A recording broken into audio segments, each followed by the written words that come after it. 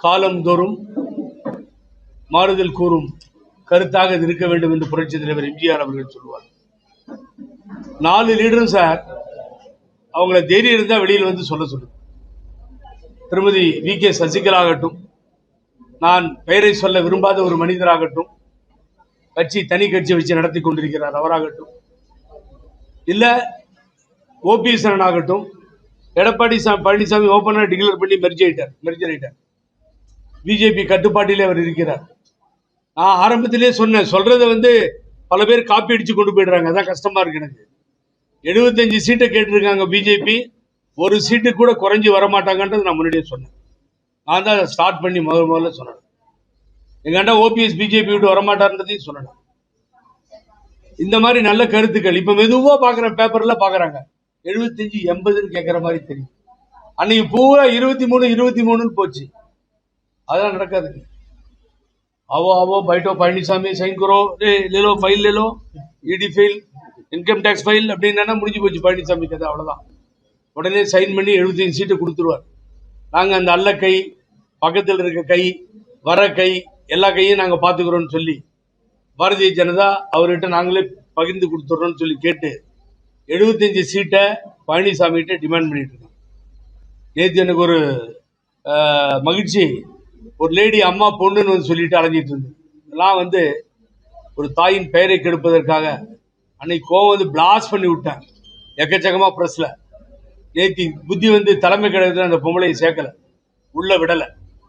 யாரோ ஒரு திடீர்னு எங்க அம்மான்னா, அம்மா இருக்கும்போது சொல்ல முடியுமா? காணாம போயிருப்பாங்க.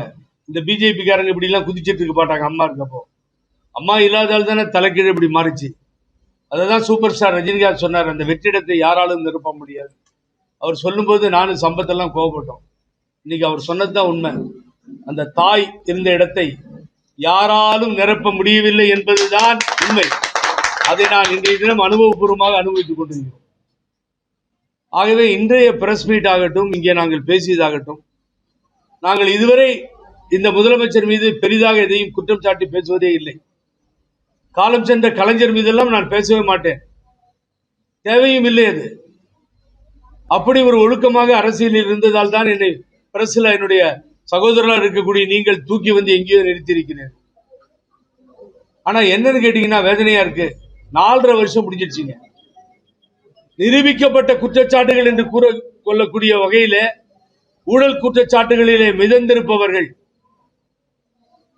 12,000 போஸ்டிங் ஒருத்தர் கையில் வச்சிருந்தார். யாருன்னு உங்களுக்கு தெரியும். தேர்தலே நடத்தாம உள்ளாட்சித்துறை அத பிக்சர் போட்டு கொடுத்ததே பழனிசாமி. என்கிட்ட சொன்னார் பழனிசாமி, ஃபர்ஸ்ட் எலெக்ஷன்லயே 52-48 ஆயிடுச்சு, உங்களுக்கு ஒரு பிரச்சார வேன் கூட ரெடி பண்ண போறதுக்கு. ஆனா இப்ப எலெக்ஷன் நடத்தினா உள்ளாட்சியில போயிடும் போல தெரியுது அப்படின்னு உள்ளாட்சி அமைப்புகளுக்கு தேர்தல் நடத்தல. அப்புறமா திரு ஸ்டாலின் தான் நடத்துறார். ஆனால் திரு ஸ்டாலின் அவர்கள், முதலமைச்சர் அவர்கள் கவர்னர்கிட்ட போய் மனு கொடுக்கிறார் ஊழலை பற்றி, ஸ்பைரல் பைண்டிங் போட்டு. ஞாபகம் இருக்கா இல்லையா தெரியாது எனக்கு. அதே மாதிரி பெருமாநல்லூர்ல பொள்ளாச்சி ஜெயராமனுடைய மகன் சென்ற காரிலே ஒரு பெண் ஆக்சிடென்டை லெப்ட்ல உட்கார்ந்துருந்தாங்க, ரைட்ல தொங்கினாங்கன்னு கதையே மாறி, அதுல இருந்து அன்றைக்கு அவர் துணை சபாநாயகராக இருந்ததால் தப்பித்து விட்டார். அந்த பெண்ணை கடத்தி கொலை செய்திருக்கிறார்கள் என்று சொன்னது அன்றைய தினம் எதிர்கட்சி தலைவர், இன்றைய தினம் முதலமைச்சர். இதே முதலமைச்சர் ஆட்சிக்கு வந்த பின்னால் அவர் மேல் கோர்ட்ல போய் சஸ்பென்ஷன் சென்டென்சஸ் ஸ்டே வாங்குறார். தப்பிச்சு வெளியே சுத்திக்கிட்டு இருக்கார். ஒரு சமயம் முதல்வர் மறந்து விட்டுறாரான்னு எனக்கு தெரியல. ஆகவே நாங்க கோர்ட்டுக்கு போயிட்டோம். சூரியமூர்த்தி கோர்ட்டுக்கு போயிட்டு இருக்க மாதிரி நானும் கோர்ட்டுக்கு போயிட்டேன். ஆகவே நான் கேட்பதெல்லாம் இந்த முதலமைச்சரிடம், கொடநாடு வழக்கு என்ன ஆயிடுச்சு, விசாரிக்க கூட மாட்டேன்றீங்க சார். ஒரு ஆளை எல்லாரையும் விசாரிச்சுட்டீங்க நீங்க.